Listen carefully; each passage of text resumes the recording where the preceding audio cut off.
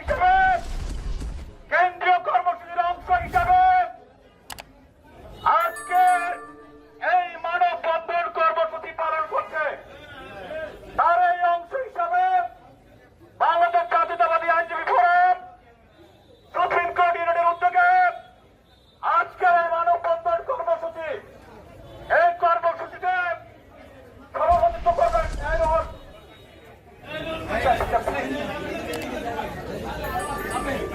বাংলাদেশ জাতীয়তাবাদী আইনজীবী forum supreme court ইউনিটের বিপ্লবী সভাপতি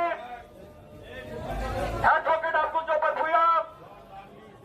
আজকের সভায় প্রধান অতিথি হিসেবে উপস্থিত থাকবেন বাংলাদেশ জাতীয়তাবাদী আইনজীবী ফোরাম কেন্দ্রীয় কমিটির বিপ্লবী সভাপতি অ্যাডভোকেট জানুল আবেদিন। বিশেষ অতিথি হিসেবে উপস্থিত থাকবেন বাংলাদেশ জাতীয়তাবাদী আইনজীবী ফোরাম কেন্দ্রীয় কমিটি বিপ্লবী মহাসচিব ব্যারিস্টার কায়সার কামাল। আমরা সবার কাজ শুরু করব। এখানে উপস্থিত রয়েছেন বাংলাদেশ জাতীয়তাবাদী আইনজীবী ফোরাম কেন্দ্রীয় কমিটির বিভিন্ন পর্যায়ের নেতৃবৃন্দ, সুপ্রিম কোর্ট ইউনিটের বিভিন্ন পর্যায়ের নেতৃবৃন্দ। এই পর্যায়ে বক্তব্য রাখবেন বাংলাদেশ জাতীয়তাবাদী আইনজীবী ফোরাম কেন্দ্রীয় কমিটির বিপ্লবী প্রচার সম্পাদক অ্যাডভোকেট মাহবুবুর রহমান খান।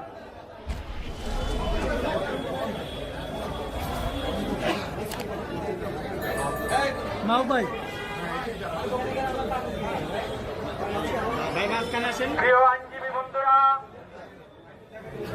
আজ বাংলাদেশের 16 কোটি মানুষের হৃদয়ে রক্তক্ষরণ হচ্ছে।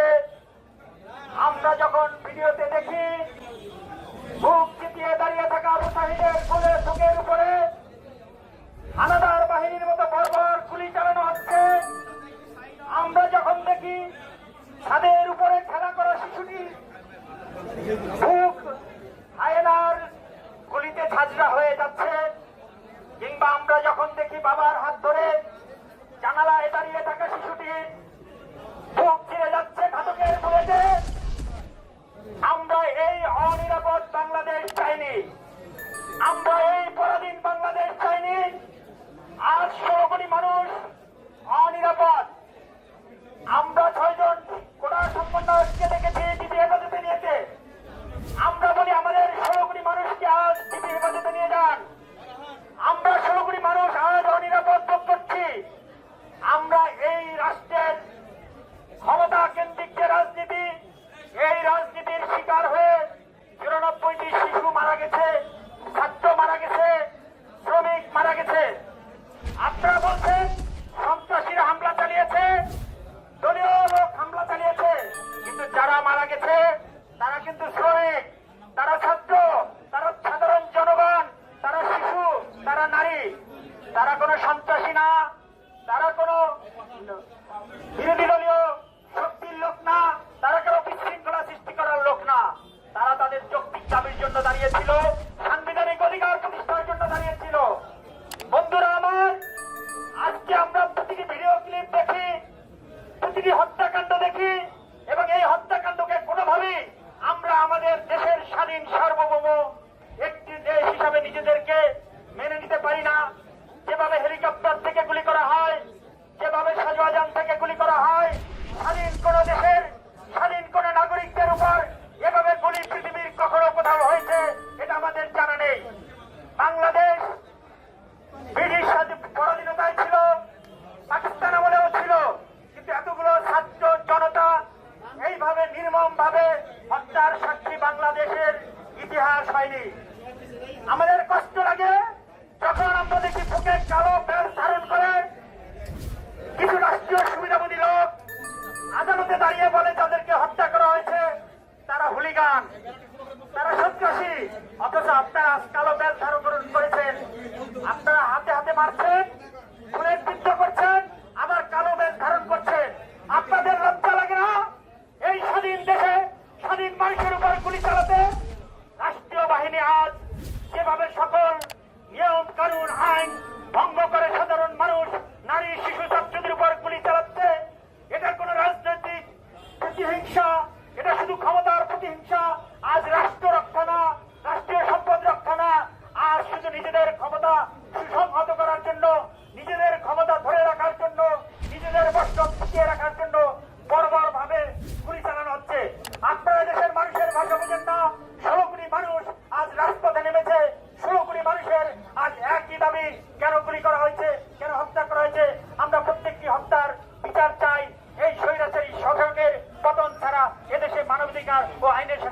ব্যর্থ হবে না।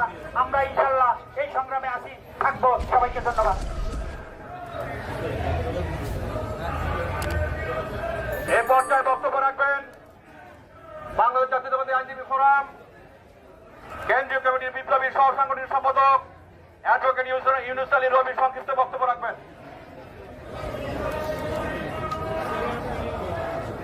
বিসমিল্লাহির রহমানির রহিম।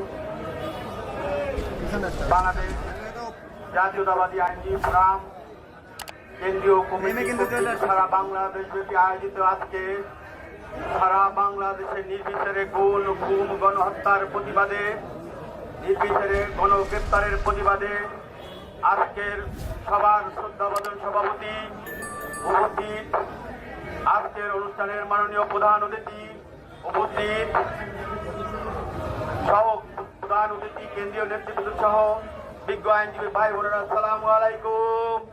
প্রিয় আইনজীবী ভাই বোনেরা, একটি কোঠা আন্দোলনকে কেন্দ্র করে আপনারা দেখেছেন গত 2 সপ্তাহে পাকিস্তানি প্রধানমন্ত্রী সহ আইনজীবী ফোরামের নেতৃবৃন্দ, আসসালামু আলাইকুম।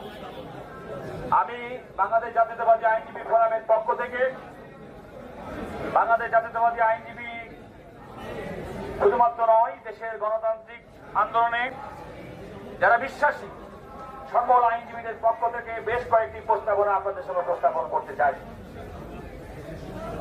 আজকের এই সভা থেকে বাংলাদেশ জাতীয়তাবাদী আইনজীবী ফোরামের নেতৃত্বাধীন এই সভা থেকে গত 16 জুলাই আবু সাইদের মৃত্যুর মাধ্যমে বাংলাদেশের হত্যাকাণ্ডের হোলি খেলা শুরু হয়েছে।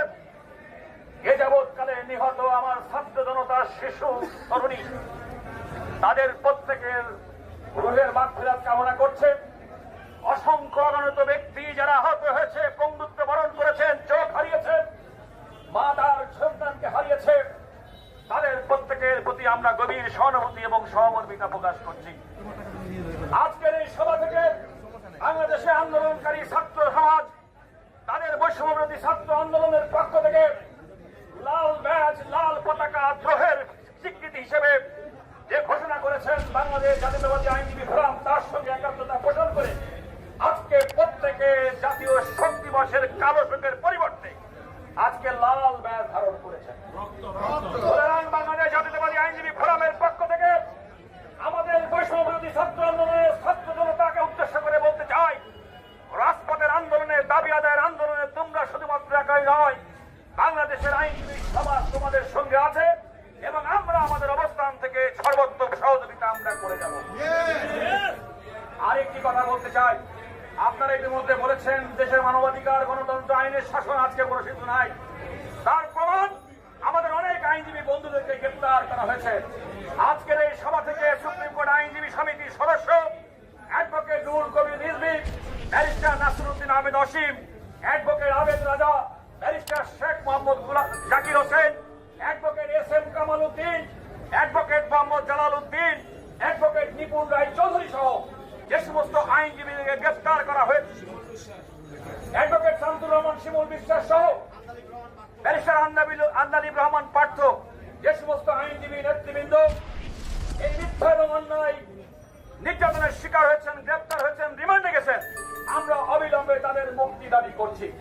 আরেকটি কথা বলতে চাই, ইতিমধ্যে আমাদের আইনজীবী ফোরামের বিপ্লবী মহাসচিব ব্যারিস্টার কায়সার কামাল সহ অনেক আইনজীবীকে নানাভাবে নিগৃহীত করা হচ্ছে। আইনজীবীদেরকেও পর্যন্ত এই তথাকথিত ব্লক ট্রেন এবং গ্রেপ্তার এবং আতঙ্ক থেকে আইনজীবীদেরকেও মুক্ত করা যাচ্ছে না, হচ্ছে না। আমি অবিলম্বে এই ধরনের মিথ্যা হয়রানিমূলক গ্রেপ্তার এবং ব্লক ট্রেনের নামে নিরীহ মানুষকে গ্রেপ্তার করে বাণিজ্য করে রিমান্ডে নেওয়ার তীব্র নিন্দা এবং প্রতিবাদ জানাচ্ছি। আমি আমার বক্তব্য শেষ করবো এই কথা বলে, বন্ধুরা, আজকে দীর্ঘদিন পরে এই দুঃশাসন অপশাসনের বিরুদ্ধে সাধারণ মানুষ ফুঁসে উঠেছে। তার প্রমাণ গত 16 জুলাই থেকে অদ্যাবধি আজকে মানুষের যে উচ্ছ্বাস, মানুষের যে বাঁধ ভাঙা জোয়ার, আমি বিশ্বাস করি অতীতে কোন সরশাসক জনগণ যখন এগিয়ে উঠেছে তখন তারা টিকতে পারেনি। ইনশাআল্লাহ এই জনগণ এই ছাত্রদের উত্থানের মাধ্যমে, এই গণজাগরণের মাধ্যমে অবশ্যই হাসিনার পতন হবে এবং সেই পতনের প্রতীক্ষায় আমরা প্রত্যেকে অবস্থান করছি। সবাইকে ধন্যবাদ। মানববন্ধন কর্মসূচিতে উপস্থিত প্রধান অতিথি